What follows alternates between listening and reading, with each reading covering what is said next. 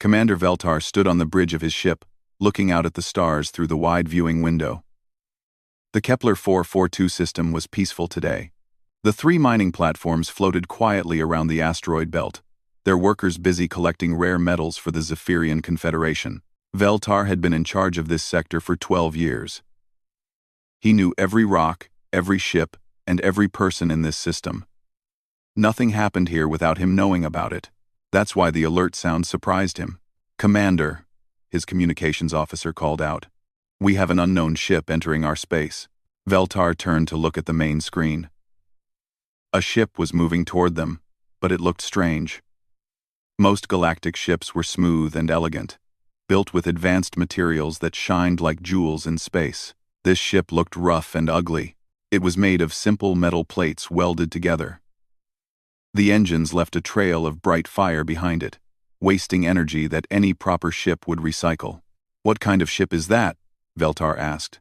His science officer ran scans on the strange vessel. "The technology is very old, Commander.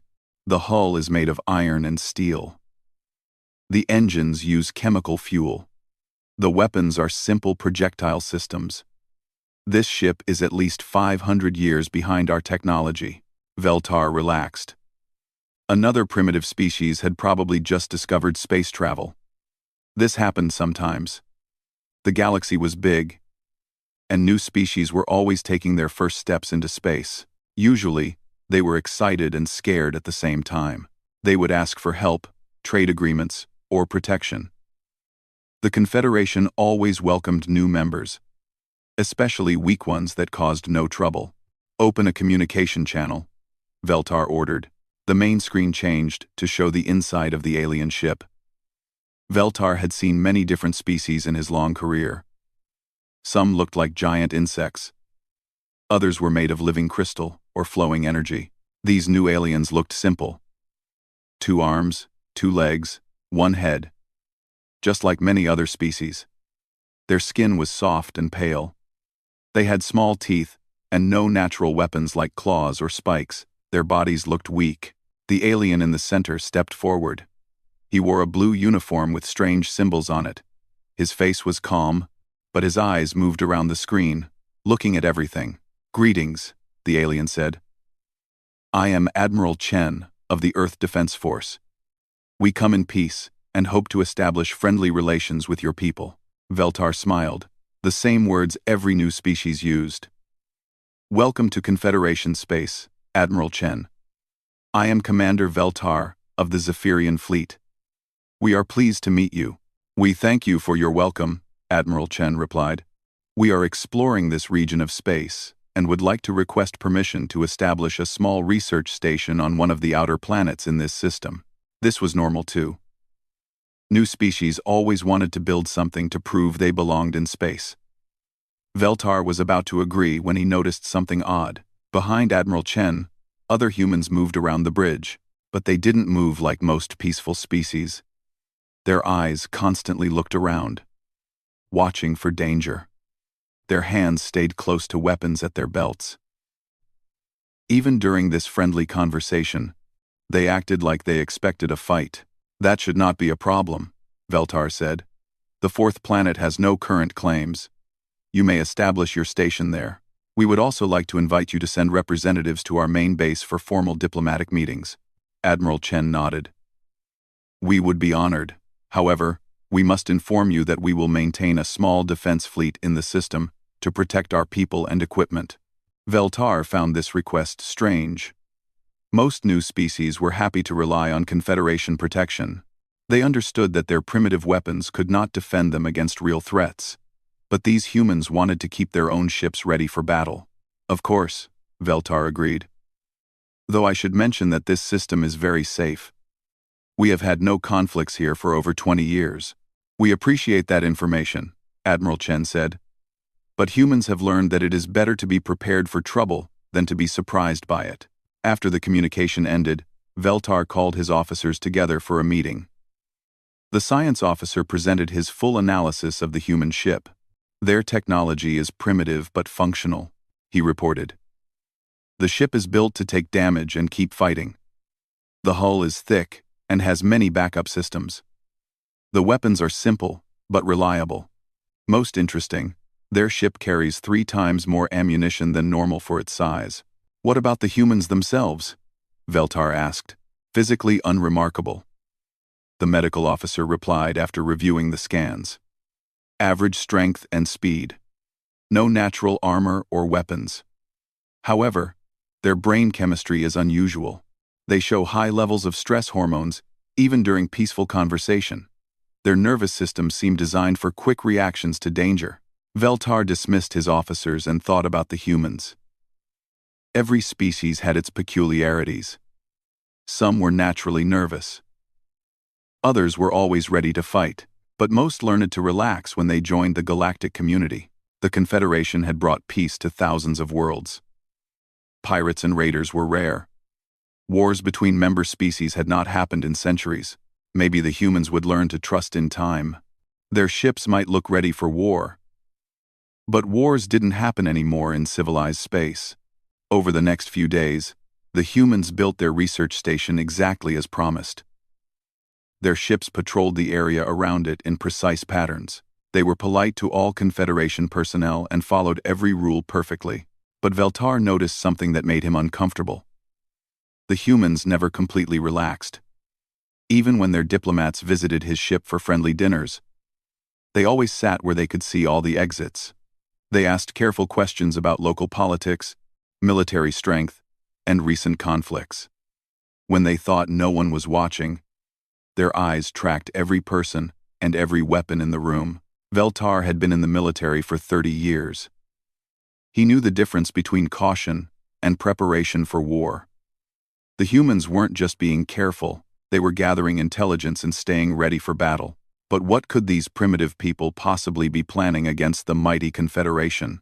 3 weeks had passed since the humans arrived in the Kepler 442 system. Veltar was beginning to think he had worried about nothing.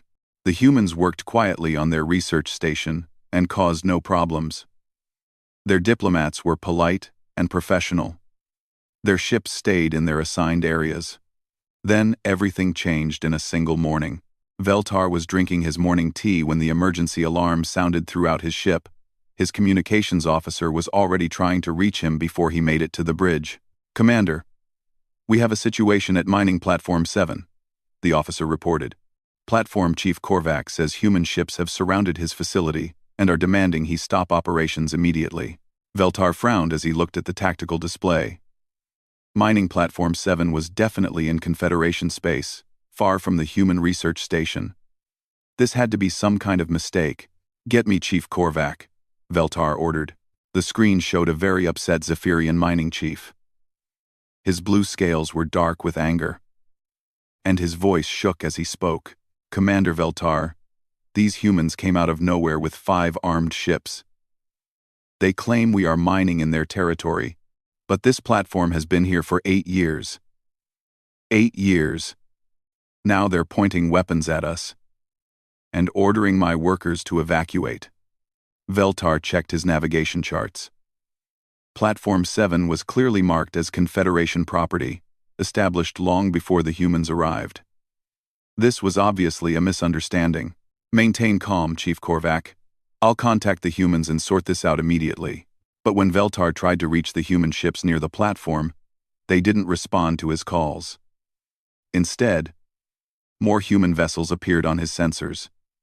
They moved fast, much faster than their primitive engines should have allowed.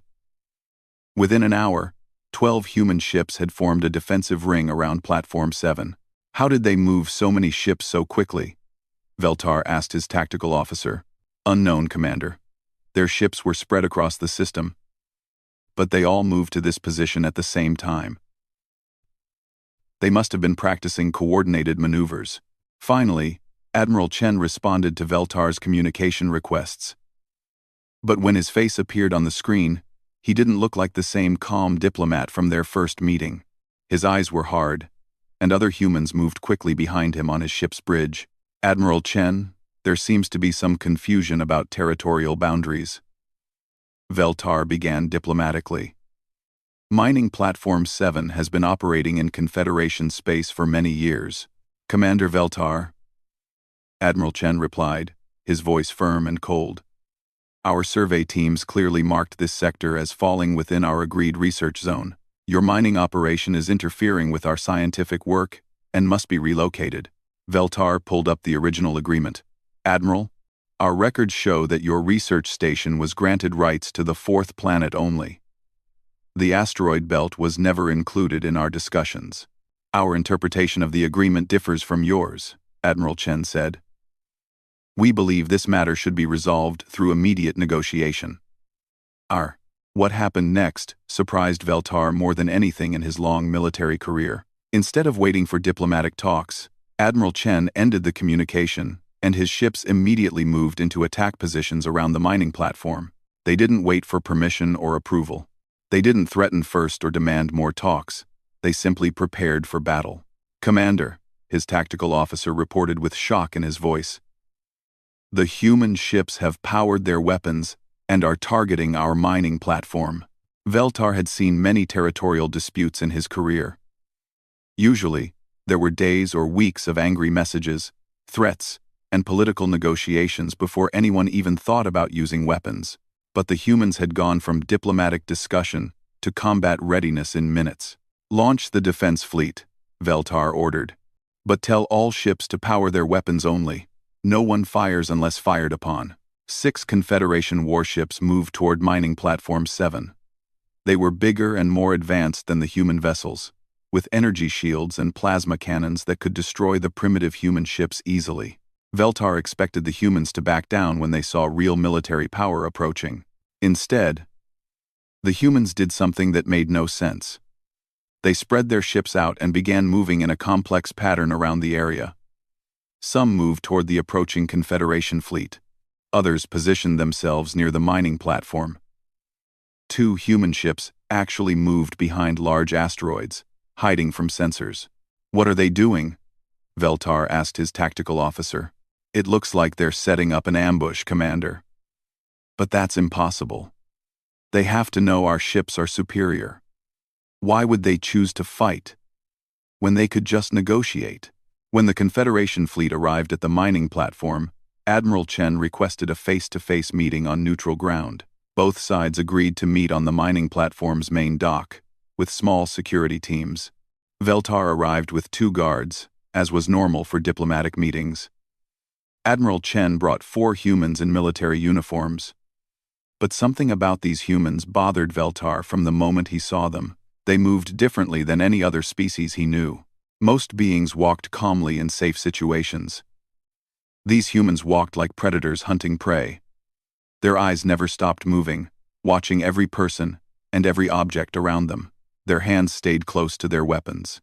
Even when they stood still, their muscles remained tense, ready to move instantly. Admiral Chen, Veltar began, surely we can resolve this misunderstanding without conflict. The Confederation has no desire to interfere with legitimate human research, and we have no desire to disrupt Confederation mining operations, Admiral Chen replied. But this area falls within our territorial claims, and we cannot allow foreign military activities so close to our research station. As they talked, Veltar noticed something disturbing. The humans weren't really negotiating. They were watching. One of them kept looking at the dock's security cameras. Another studied the positions of Veltar's guards. A third examined the mining platform's defensive systems through a window. They weren't here to make a deal. They were gathering intelligence for an attack. Suddenly, one of Veltar's guards made a small mistake. He stepped too close to one of the human soldiers while trying to get a better view of the outside. The human's reaction was instant and terrifying. In less than a second, the human spun around, grabbed the guard's weapon, and pointed it at the Zephyrian's throat. The other humans immediately drew their own weapons and aimed them at Veltar and his remaining guard. "Nobody move," the human soldier said quietly. But what shocked Veltar most wasn't the speed of the human's reaction. It was the look in his eyes. The human wasn't angry or scared. He looked calm and focused, like someone who had done this many times before. When he held the weapon to the guard's throat, his hand didn't shake at all. "Lieutenant Morrison, stand down," Admiral Chen ordered. "This is a diplomatic meeting." The human soldier immediately released the weapon and stepped back. But Veltar saw that all the humans remained ready to fight. They had gone from diplomats to warriors to diplomats again in seconds, as if switching between these roles was completely natural. "I apologize for my officer's reaction," Admiral Chen said calmly. "Humans have strong defensive instincts." But Veltar realized this wasn't about defensive instincts. These humans were soldiers first, diplomats second.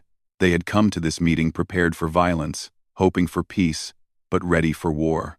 The talks continued for another hour, but Veltar could barely concentrate on the words. He kept thinking about the human soldier's eyes. Cold, calm, and completely willing to kill. How many battles had these humans fought to develop such reflexes? Finally, they reached a compromise. The mining platform would continue operating, but human ships would be allowed to patrol nearby space for their research security. Both sides agreed to establish better communication to prevent future misunderstandings. As Veltar returned to his ship, he realized something that made him very uncomfortable. The humans had gotten exactly what they wanted. They now had a legitimate reason to keep armed ships near Confederation territory, and they had demonstrated that they were ready to fight for their claims. He also realized that if the situation had turned violent, his guards might not have survived. The humans moved and reacted like experienced killers, while his people moved like peaceful miners and diplomats. For the first time in his career, Veltar began to wonder if the Confederation's superior technology would matter against an enemy that was always ready to fight. 2 months after the mining platform incident, Veltar thought the humans had finally settled down. Their research station was complete, their ships patrolled quietly, and there had been no more territorial disputes. He was beginning to hope that the humans would become peaceful members of the galactic community. Then the Zerion Dominion declared war on them. Veltar was reviewing supply reports when his communications officer received the Zerion battle fleet's announcement. The message was broadcast on all frequencies, as was traditional when the Dominion claimed new territory. By order of War Chief Thurok, the system designated Kepler 442 is now claimed as Zerion territory. All foreign vessels have 24 hours to evacuate or be destroyed. All settlements will be absorbed into the Dominion. Resistance will be met with total annihilation. Veltar immediately called an emergency meeting of his senior officers. The Zerion Dominion was one of the most feared military powers in the galaxy. They had conquered 47 star systems in the last century and enslaved dozens of species. Their ships were bigger and more heavily armed than anything the Confederation used. Their soldiers were born and bred for war. "How many Zerion ships are approaching?" Veltar asked his sensor officer. 212 vessels, Commander. 12 battleships, 40 cruisers, and 160 fighters and support ships. They'll arrive in 18 hours. Veltar felt sick. The entire Confederation fleet in this sector included only 35 ships, and most of those were mining escorts and patrol vessels, not warships. The humans had maybe 30 ships total, and their technology was centuries behind Zerion standards. "What about the humans?" he asked. "Are they preparing to evacuate?" "No, Commander." Admiral Chen responded to the Zerion announcement 15 minutes ago. He rejected their demand for surrender. Veltar stared at his officer. What? The humans announced they would defend their territory against all attackers. They've recalled all civilian vessels to their research station and are converting them to military use. This was insane. The humans had to know they couldn't win against the Zerion fleet. Their primitive ships wouldn't last 5 minutes against Dominion battleships. The smart thing would be to evacuate immediately and ask the Confederation to negotiate for them later. Instead, they were preparing to fight. Veltar decided to contact Admiral Chen directly. When the human's face appeared on his screen, Chen looked tired but determined. Behind him, his bridge crew worked frantically at their stations. "Admiral Chen, you cannot seriously intend to fight the Zerion fleet," Veltar said. "They have you outnumbered 7-1, and their technology is far superior to yours." "Commander Veltar," Chen replied calmly, "we appreciate your concern, but humans don't abandon their homes when threatened. We'll fight, but this is suicide. Your entire species could be wiped out." Admiral Chen was quiet for a moment. When he spoke again, his voice was harder than Veltar had ever heard it. "Commander, My species has survived ice ages, plagues, world wars, and nuclear weapons.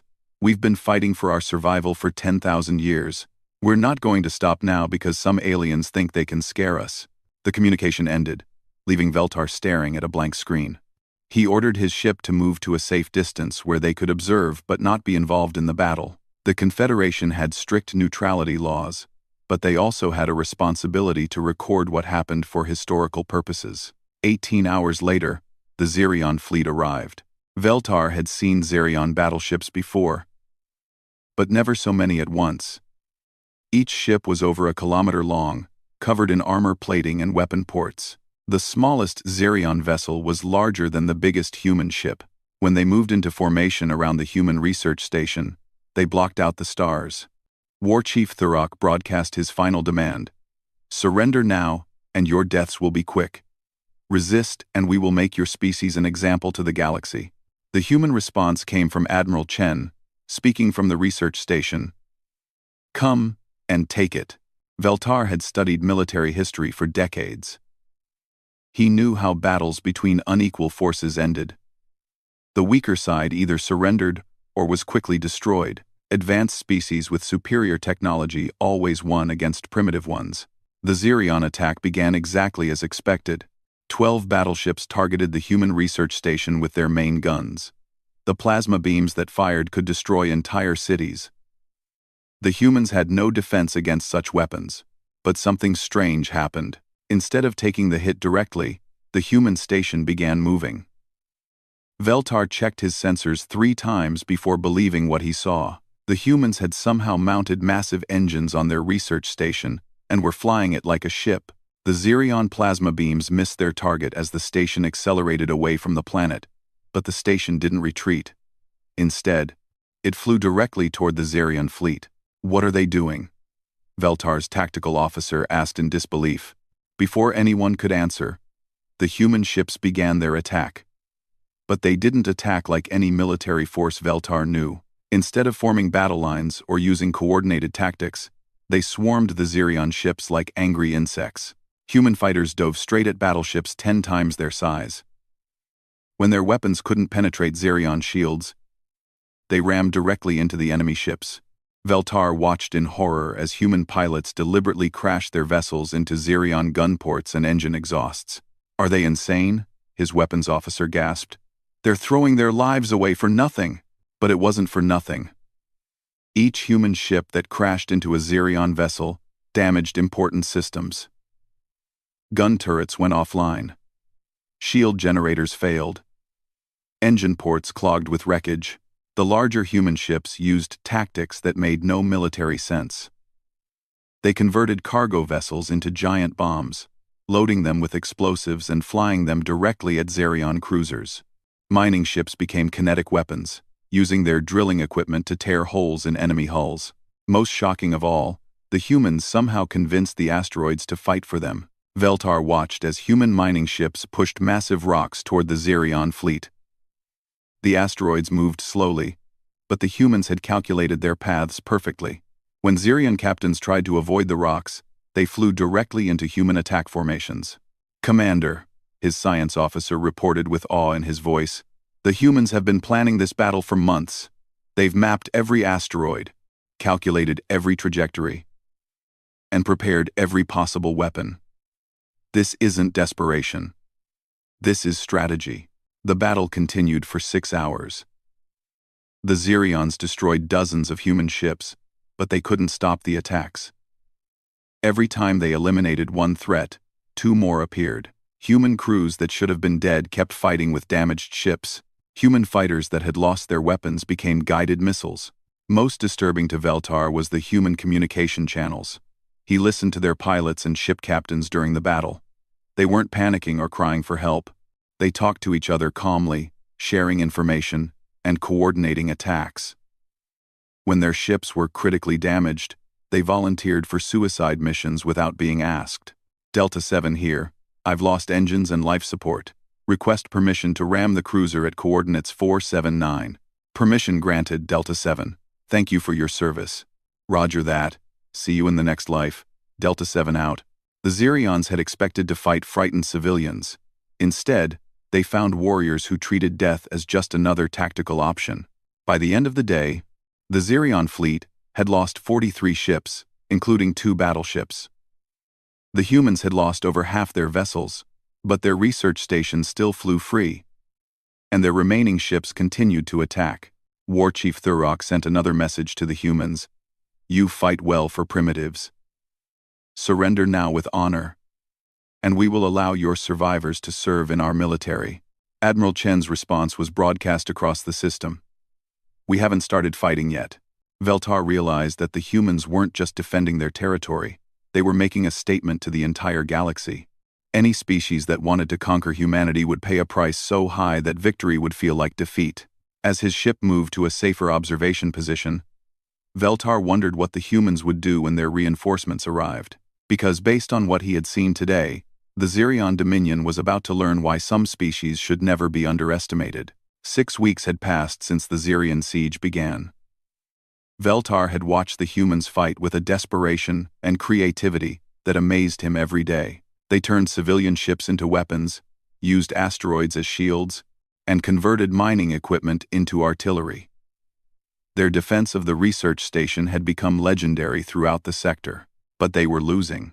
Despite their courage and clever tactics, the humans simply didn't have enough ships or weapons to defeat the massive Xerion fleet. Each day, more human vessels were destroyed. Each day, their defensive perimeter grew smaller. Admiral Chen's forces had been reduced to 12 operational ships, and their ammunition was almost gone. Veltar expected them to surrender any day now. They had fought better than anyone thought possible, but even human determination had limits. Then the reinforcements arrived. Veltar was reviewing casualty reports when his sensor officer called out in surprise. Commander, I'm detecting multiple ships emerging from hyperspace at the edge of the system. Xerion reinforcements? Veltar asked wearily. The humans had suffered enough. No, sir. The signatures match human vessels. Veltar looked at the tactical display and felt his blood turn cold. 57 ships had just entered the system, all bearing human markings. But these weren't the sleek research vessels or converted civilian ships he had seen before. These were warships. Each vessel showed signs of long-distance travel and recent battle damage. Hull plating was scorched black in places. Emergency repairs had been welded over weapon impacts. Some ships trailed debris from damaged sections that hadn't been properly sealed. Where did they come from? Veltar asked his navigation officer. Based on their approach vector and engine wear patterns, I estimate they traveled at least 200 light-years to get here. At maximum speed, that would take 6 weeks of continuous travel.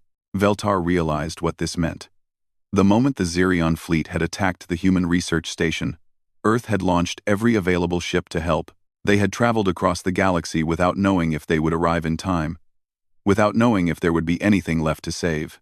Open a channel to the human fleet, Veltar ordered. The main screen showed the bridge of the lead human warship. The captain was a woman with gray hair and tired eyes.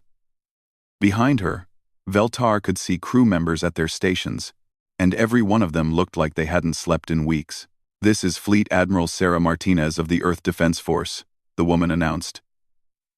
We received Admiral Chen's distress call and came as quickly as possible. Admiral Chen's voice crackled over the communication system from the research station. Sarah, thank God you made it. But the Xerion fleet still has over 160 ships. You're still outnumbered 3-1. Copy that, David. What's the tactical situation? We're holding position around the research station, but we're down to our last ammunition supplies. The Xerions have us surrounded and are preparing for a final assault. Fleet Admiral Martinez was quiet for a moment as she studied her sensor displays. When she spoke again, her voice was calm and matter-of-fact. All ships, this is Admiral Martinez. We didn't travel 200 light-years to watch our people die. Form attack formation Alpha 7. We're going through their lines. Veltar couldn't believe what he was hearing. The human reinforcement fleet was planning to attack the Xerion blockade directly. Not with clever tactics or surprise maneuvers, but with a straight assault against superior numbers. Admiral Martinez, Veltar interrupted, opening his own communication channel. This is Commander Veltar of the Confederation. I must advise against a direct assault. The Xerion fleet has defensive positions and overwhelming firepower. A frontal attack would be suicide.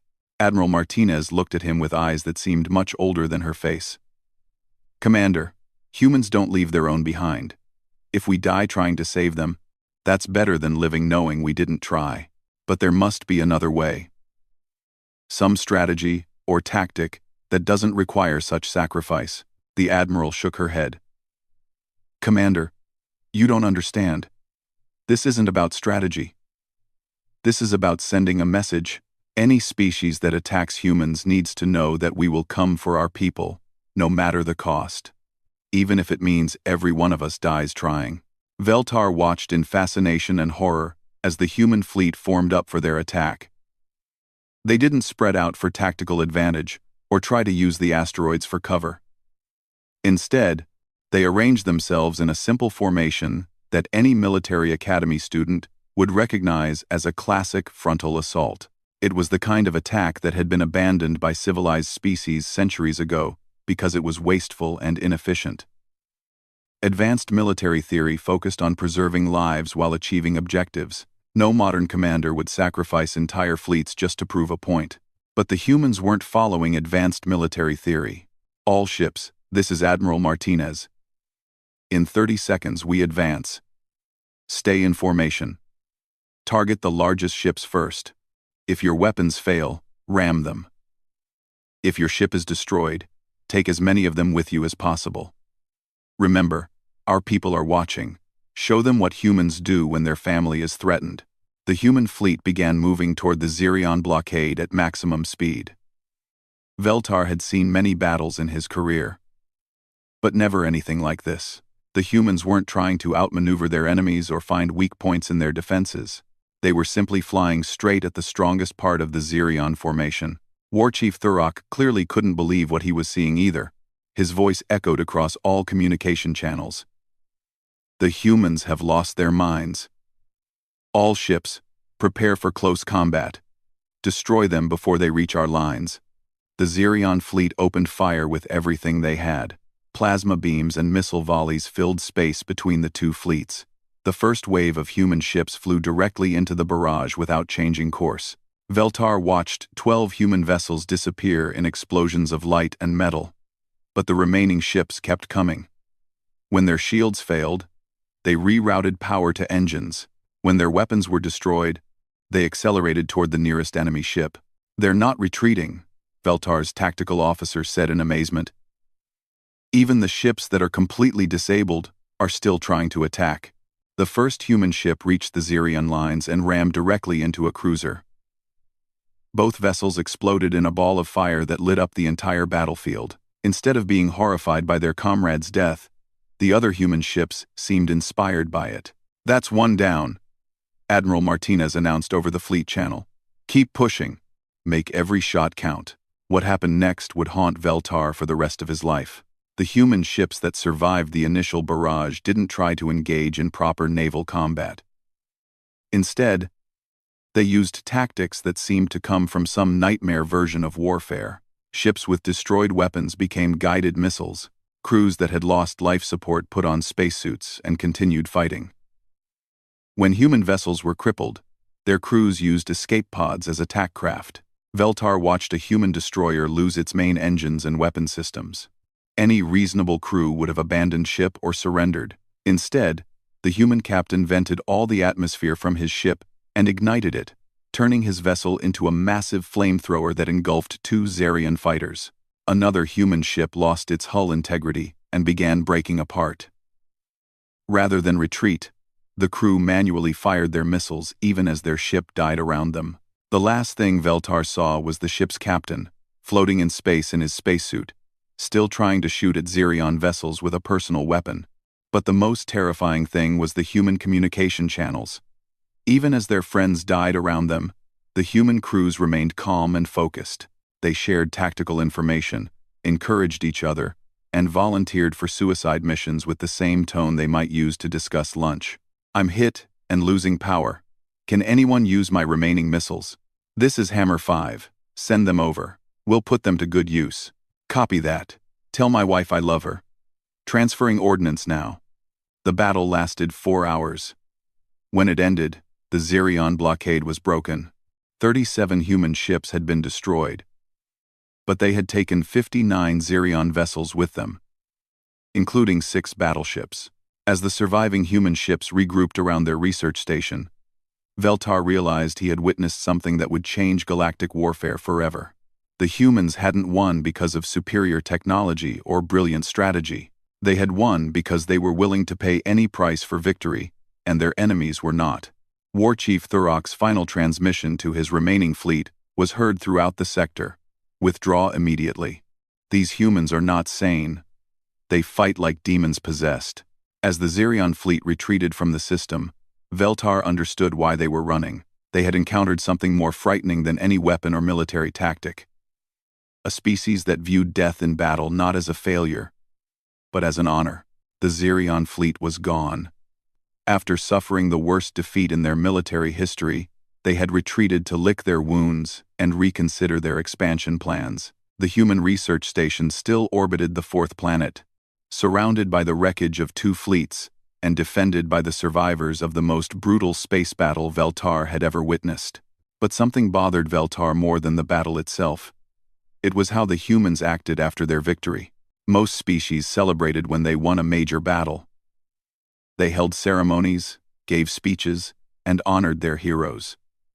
The humans did none of these things.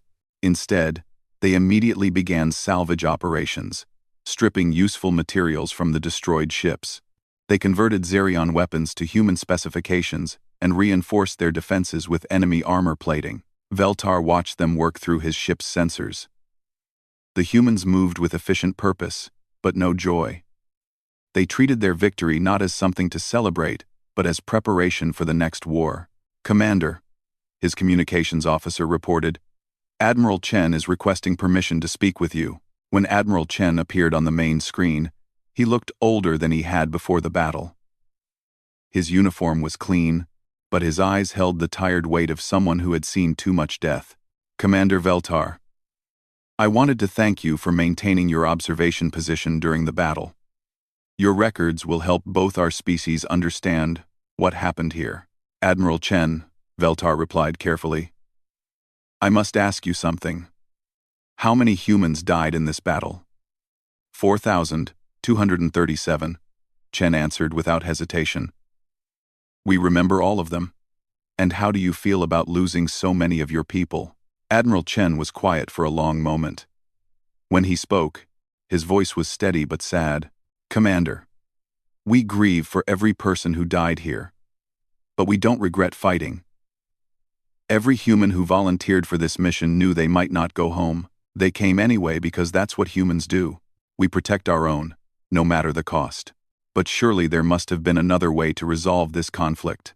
Some diplomatic solution that wouldn't have required so much death." "Maybe," Admiral Chen admitted. "But the Xerions didn't want to talk. They wanted to conquer and enslave us. When faced with that choice, humans always choose to fight. We'd rather die free than live as slaves." After the communication ended, Veltar found himself unable to focus on his regular duties. He kept thinking about the human soldiers he had seen die in battle. They had faced certain death with calm acceptance, as if dying for their people was the most natural thing in the universe. No other species in the galaxy acted that way. Most civilized races viewed war as a last resort, something to be avoided whenever possible. They fought to defend themselves when necessary, but they also knew when to surrender to preserve their lives and culture. Humans seemed to have no concept of acceptable surrender. Veltar decided to research human history using the cultural databases they had shared with the Confederation. What he found there disturbed him more than the battle itself. Humans had been fighting wars for over 10,000 years. Not occasional conflicts over resources or territory, but constant, continuous warfare between different groups of their own species. Their entire civilization had been shaped by competition, conflict, and conquest. Veltar read about something called World War II, where humans had fought each other with such ferocity that they nearly destroyed their own planet. Over 70 million humans had died in that single conflict. But instead of learning to avoid war, they had developed even more deadly weapons. He read about nuclear weapons that could destroy entire cities in seconds. He learned about chemical weapons that could kill millions of people. He discovered that humans had created ways to destroy all life on their planet several times over. But what shocked Veltar most was that humans had never used their ultimate weapons against other species. They had pointed their most terrible weapons at themselves. "Commander," his science officer interrupted his research. "I've completed my analysis of human battle tactics. You're not going to believe what I found." "What is it?" "Sir, every tactic the humans used in this battle has been documented in their military history. The ramming attacks, the suicide missions, the conversion of civilian ships to weapons, they've been doing all of this for thousands of years." Veltar looked up from his reading. "What do you mean?" "I mean, this wasn't desperation, Commander. This was standard human military doctrine.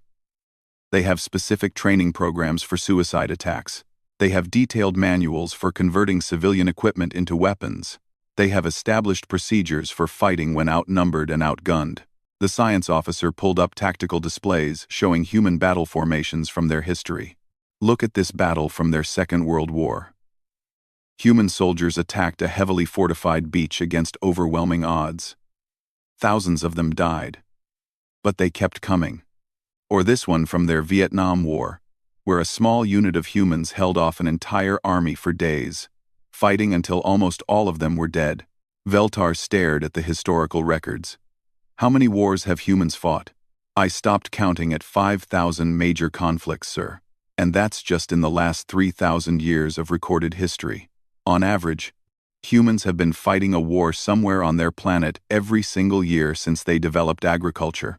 The implications of this hit Veltar like a physical blow. While other species had spent thousands of years developing art, philosophy, and peaceful technology, humans had spent the same time perfecting the art of war. Every tactic, every strategy, every piece of equipment they used had been tested not against theoretical enemies, but against other humans in real battles.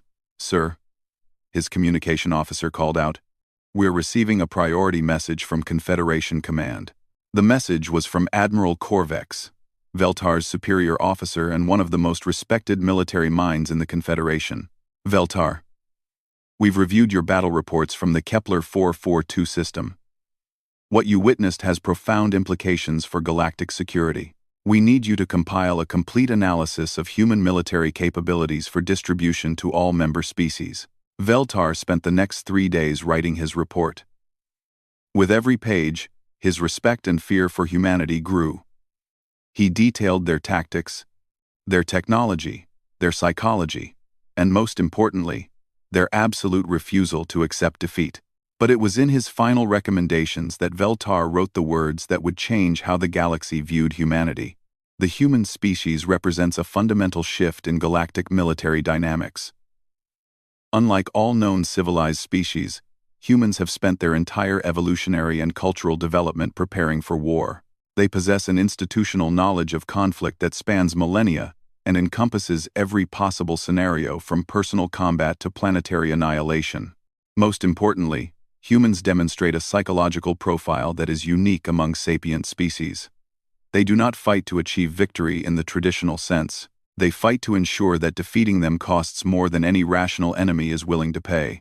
This psychological warfare is perhaps their most dangerous weapon. Species that attack humans must prepare not just to win battles, but to accept casualties that would be considered unacceptable by any civilized military standard. Recommendations: all Confederation members should establish immediate diplomatic relations with humanity. Military confrontation should be avoided at all costs. The human capacity for warfare exceeds any threat assessment protocols currently in use. Final note: after observing humans in combat, I believe their most dangerous characteristic is not their tactics or their technology. It is their complete willingness to die rather than lose. An enemy that cannot be made to surrender cannot be truly defeated, only destroyed at tremendous cost. The universe should fear humans not because they are the strongest or the smartest species. The universe should fear them because they have never learned to lose. As Veltar finished his report, he looked out at the human research station, still orbiting in the distance. The humans were continuing their work as if nothing had happened, building new defenses and preparing for whatever threat might come next. He realized that the humans hadn't really won the battle against the Xerians. They had simply proven that attacking them was too expensive for any rational species to consider. And that, Veltar thought, might be the most terrifying military strategy in the galaxy. Veltar sent his report to Confederation Command with a personal note attached. Recommend immediate establishment of mutual defense treaties with humanity. We need them as allies, because we definitely don't want them as enemies. As his ship prepared to leave the Kepler 442 system, Veltar took one last look at the human research station. The humans were already back to work, studying the stars and preparing for their next step into the galaxy. He wondered what the universe would look like when there were millions of human ships exploring space instead of just a few dozen. He wondered what would happen when human colonies spread across hundreds of worlds instead of just one research station. But mostly, he wondered if the galaxy was ready for a species that had spent 10,000 years learning how to fight and had never once learned how to surrender. The answer, he suspected, was no.